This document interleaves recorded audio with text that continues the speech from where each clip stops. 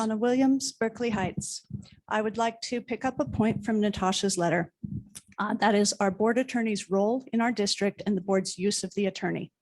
Our policy 0174 states in part, the designated contact persons shall ensure that contracted legal counsel is not contacted unnecessarily for management decisions or readily available information contained in district materials such as board policies, administrative regulations, or guidance available through professional source materials. Okay, attention needs to be paid to these policies, and given that the board has spent hours upon hours updating them and discussing them, it would be of great benefit if these policies were the primary source of advice and not our attorneys.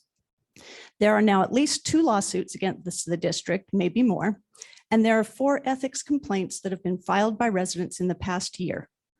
All 4 of those complaints have now been deemed by the School Ethics Commission to have merit, and all 4 are now before the Office of Administrative Law to be heard by a judge. Okay. In 3 of these 4 cases, this all could have been avoided. It could have been stopped before it ever started if the board's legal counsel had given good advice.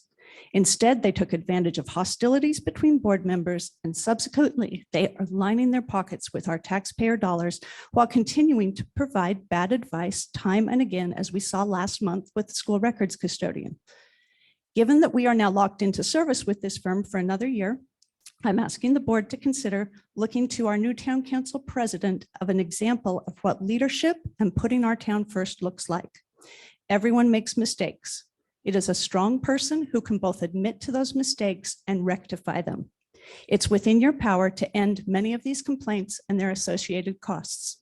Will you do so? We need to stop treating the board attorneys like favored employees of the district. The superintendent should not hold the threat of attorney fees over the board's head as a punishment should the board not vote for her recommendations. This is not hyperbole. Okay. When shown that the school records custodian position would violate policy, the superintendent said, and this is a direct quote, "I will say that that just means it's all going to the attorneys. So we're looking at, we can revise the policy, but we're looking at quite the hefty fees for attorneys." Okay. You guys are responsible to the taxpayers. We are shareholders. We have already increased staffing for the business office. Any further requests should be subject to a comprehensive and transparent review of the situation.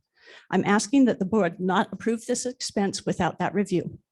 You just adopted a resolution, many of parts of which talked about parental input and communication. Please show the people of this town that you understand those rules, that you read the resolution, and that you will apply that. Show that these are more than words on a piece of paper. Thank you.